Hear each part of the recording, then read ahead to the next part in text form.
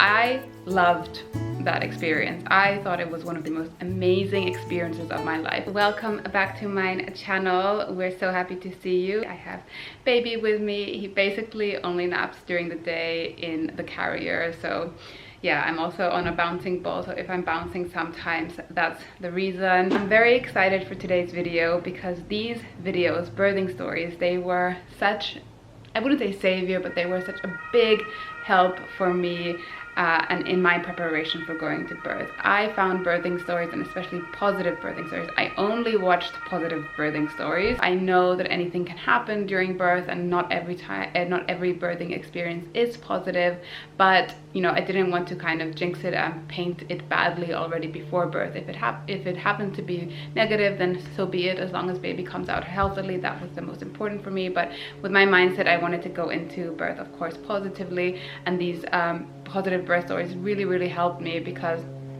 I feel like the movies and cinema is so like giving an image of birth as is this most utterly torturous, painful experience you can possibly have. And I don't know, you know, that's such a negative way to go into birth. And when you look at positive birthing stories, you know, you hear everything but it being torturous. It's not torturous, it's intense but not torturous, and it can be a beautiful experience as well. I had a normal hospital birth. It was unmedicated, and it was a positive birth experience for me. Like, I loved that experience. That is not to say that it wasn't intense, but it was amazing. And I say that now because a lot of people asked me, also my friends and etc., how was birth? And I told them, you know what, for me painful is just a wrong word for birth. I mean, it kind of hurts, I guess, but for me the right word is only intense. Like, it wasn't anything that I couldn't get through. And again, please remember, this is my own personal experience. I'm not trying to be a hero or anything. I truly can say that it was intense. I did scream or moan, more like. I wasn't, well, okay, I'm sure at the end of it I was also screaming, but I don't recall that day as, oh my god, that was the most painful thing I've ever experienced. It really wasn't. It was uncomfortable, it was intense, but it was also somehow just amazing how the body progresses and how it's pushing out a human being out of you. It was, for me, just an absolutely amazing experience, and not at any point did I think that now I really need to have epidural or any pain medication. For me, it was completely doable the whole time. I think I want to start a little bit with what kind of happened before I went into labor. So throughout my pregnancy, I want to say this because I've never heard anyone say this before, and it totally freaked me out, but I had some bleeding throughout my pregnancy. It wasn't often, it wasn't a lot, but like maybe every 2 months I would have some kind of bleeding. And obviously when you're bleeding, when you're pregnant, you do have to go check it out. And every single time, everything was totally fine with me and baby. But obviously when you're bleeding, when you're pregnant, it can be kind of creepy. So if that is what you're experiencing, I'm saying this, that maybe as a first reaction, don't panic, go check it out, but don't panic. Probably everything's fine. It can be normal to bleed. Then 4 weeks leading up to my pregnancy, I started bleeding way more, so I had to go to the clinic and my doctors way more often to go check things out, but everything was still very much fine. And on my due date, I started to bleed like a lot. Like, there were very big clots of blood, like flowing of blood. Like, I was losing a lot of blood, and I obviously freaked out. It was a Friday, and it was a Friday evening, and my doctors were already closed, so I had to go to the clinic. So I went to my birthing clinic to have it checked out. Everything was fine again. They couldn't really say exactly why, but it was obviously my due date, so they said that the uterine lining or the uterus might be opening up, and that might let out some blood sometimes, and all that kind of stuff. So they said that it seemed to be fine, but they did want to keep me overnight at the hospital to, you know, make sure everything's fine, and maybe if I go to labor or anything, that they have me under their eyes and can monitor me and my situation. It was such an amazing experience. Like, my hospital, my clinic was so amazing. I'm 100% gonna go give birth to my other child if I ever decide to have one over there as well. It was amazing. Such amazing staff. They were just the most amazing people ever. And yeah, so they decided to keep me for the night, and the next morning the doctor came in and said to me that I have basically two choices. So I can either get induced for labor like right then and there with the tablets, and you know, basically be ready to have my baby the next day, or you know, I can obviously wait until my labor starts naturally, whatever I decide. They recommended for me to get induced because of the bleeding, and also because my baby was already quite large, like nearing the 4 kilograms, like as far as they can tell. You can never tell for sure, obviously. And I'm a first-time birther, a first-time mother, so they said that that's what they would recommend. I remember feeling very shocked because I was always under the impression that I'm going to go into I'm naturally going to go into labor. Like that's how I know I'm gonna give birth. Like, and until that happens, I'm just gonna enjoy life and everything. You know, that was one of the things that I didn't want to plan in life. I just wanted it to happen. So I remember when they suggested induction, I was, but I'm supposed to now make a decision on when my baby comes. Like this was supposed to be my baby's decision, basically. So I remember feeling kind of like overwhelmed, and I started crying and everything, you know, all the hormones, everything. It was just like I wasn't ready to make that decision. And lucky, obviously, Alex was there with me then, and together we said, look, let's still wait 1 more week for the labors to start naturally, and if it hasn't happened in 1 week, then we start the induction like 1 week after my due date. So that's a decision we made. So I went back home because everything was fine. They did all kinds of tests for me in the morning and in the night, and there was nothing to be worried about. Like baby was fine, I was fine. I went home and I was even more diligent with my like birthing exercises on the ball and everything. I really just tried to relax, and I tried to increase my oxytocin, watch lots of funny movies and series, and just like be very happy and read lots of books. I was just like enjoying life. It was just, yeah, pretty amazing time. But at the same time, I was so hoping for this labor to start naturally. I just didn't want to have an induction. I don't know why. There's nothing to be said against inductions. Come Friday, a week after my due date, I still haven't gone into labor. I had my induction scheduled for 9 a.m. So me and Alex obviously got ready to go to the hospital, packed our hospital bag with us, went to the clinic, and we're like, okay, well now baby's gonna come probably within the next, well, I mean, they said like an induction can even technically last up to 7 days. Like it doesn't mean it's gonna come in the next 24 hours, but we went with the assumption that baby's gonna come pretty soon now, within the next 2 days. That was our assumption. And that felt crazy, and I was so pregnant at that stage that I was also very much ready to not be pregnant anymore. So we went to the hospital and the clinic. So they did the CTG, they did some blood tests and everything first before we started the induction. And around 10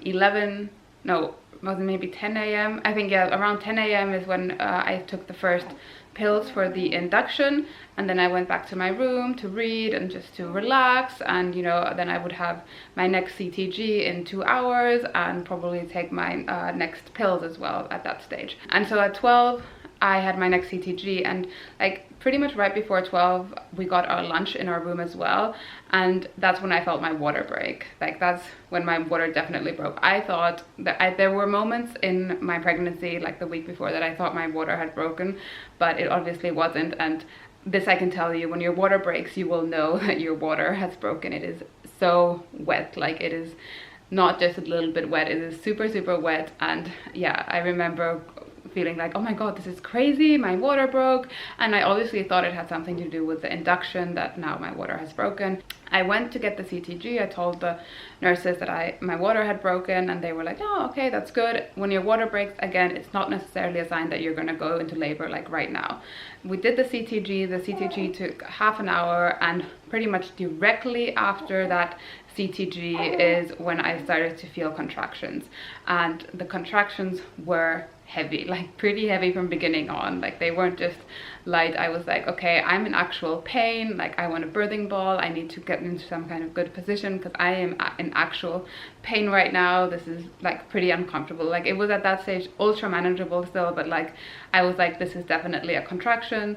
And yeah, maybe it's starting now. We asked the nurses, could it be that it's starting? And they said probably not, because the induction, we only had the 2 induction pills. Like it normally doesn't start that early after induction, but it might be that I have some contractions already. But they never stopped at that stage, so they just kept getting stronger and stronger. Like within an hour they got really strong and quite frequent as well. Like I would say every 5 minutes I was having a contraction. They offered me a bath. I took that bath. That was for me the most uncomfortable thing ever. Like I just did not like being in that bath when I had my contractions. They said it would help me relax and might help my contractions feel a little bit less intense. Absolutely not. I felt like it made it even worse. Like for me, I needed to be on my knees and leaning forward somehow for my contractions to be comfortable. At that stage, because it had been like an hour of me having contractions, they were like, okay, yeah, she's in labor, and this was definitely not the induction. Like this counts as natural labor. So I was like, okay, baby decided to come by himself after all, and that made me feel so happy. Like I don't know if they said that just to make me feel happy. Who the hell knows? Like it just doesn't matter. But I was definitely in labor, and they got me a labor room, and yeah, that's when it all started. And yeah, they did ask me if I want epidural. I didn't even answer them because I remember like it was a very intense feeling that I feel like if I would have given them an answer, I might have accidentally slipped out a yes. But I also knew that I don't need it.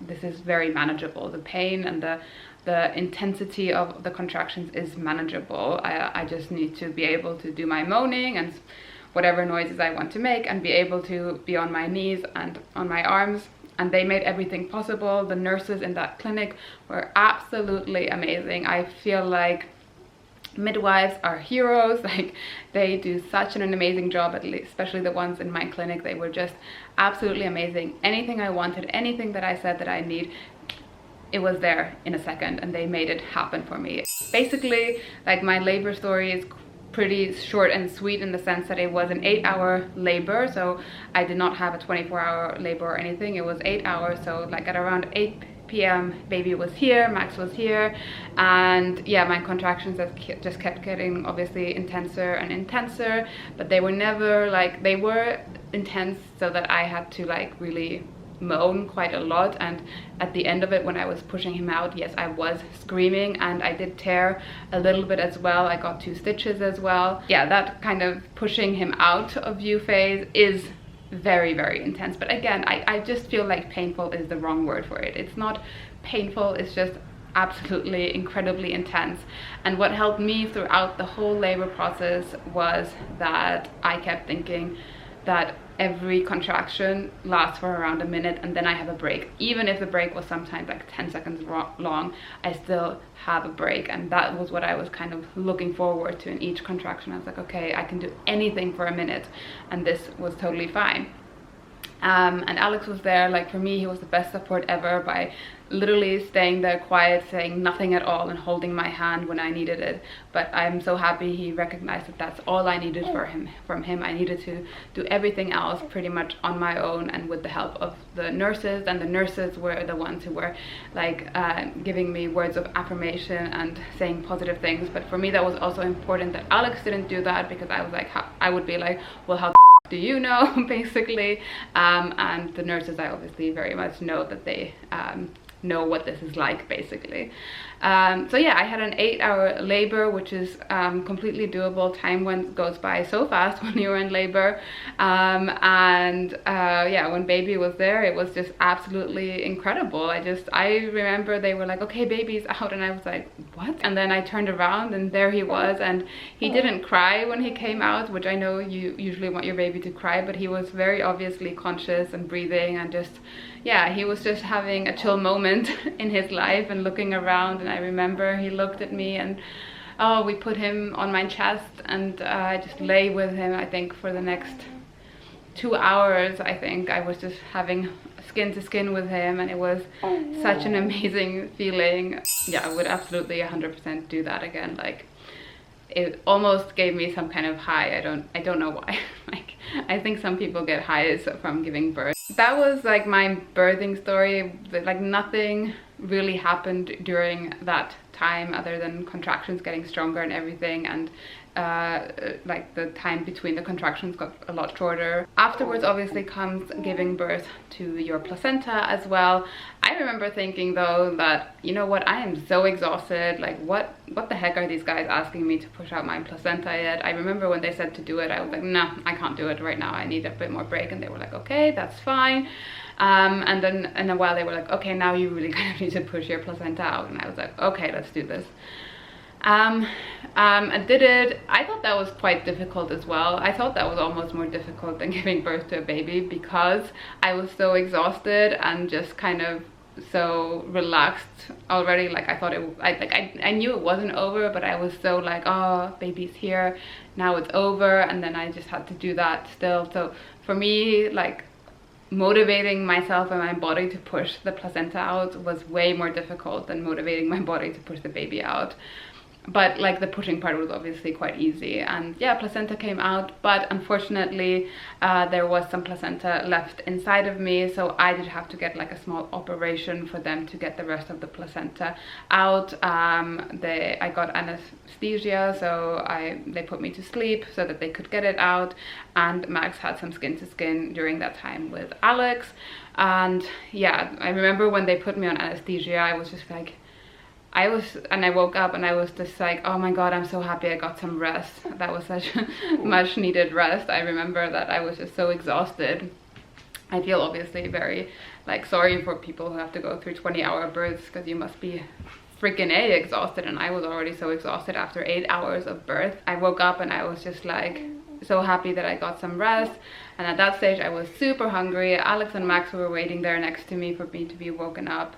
I got to hold Max again, and then they brought us some food. And yeah, I guess that's pretty much the story. Like that's pretty much the birthing story. Everything went well in the end. It's also normal that sometimes placenta stays inside of you, like small pieces of it. It just needs to get out for many reasons, of course, but also for milk production, and that's a different story, my breastfeeding journey and story. Whether it has anything to do with the placenta staying inside of me, we don't know, but I am producing too little milk, so I can't exclusively breastfeed or give breast milk to my baby. Unfortunately, this was something that was quite hard for me to accept. Like the first 2 weeks went completely fine and great, and he was getting milk from my breast enough, but obviously as his needs got more, that's when we noticed that I'm not producing enough. And yeah, I'm probably gonna do a video about that as well. That was mine positive birthing experience. I hope that this could help any of you out if you are pregnant. And if you are pregnant, I'm so excited for you. I really hope that you go into this experience with a positive mindset, with very little expectations, come what may, and give trust to your nurses and the doctors who are helping you. Max was getting a little bit uneasy in the carrier. He woke up. We need to go have a feed. And yeah, thank you so much for watching this video. If you did like it, give it a thumbs up, share it for anyone who you think this could also help out, and I wish you truly all the best in your birth and your birthing experience. Have an amazing day, and see you in my next video. Bye!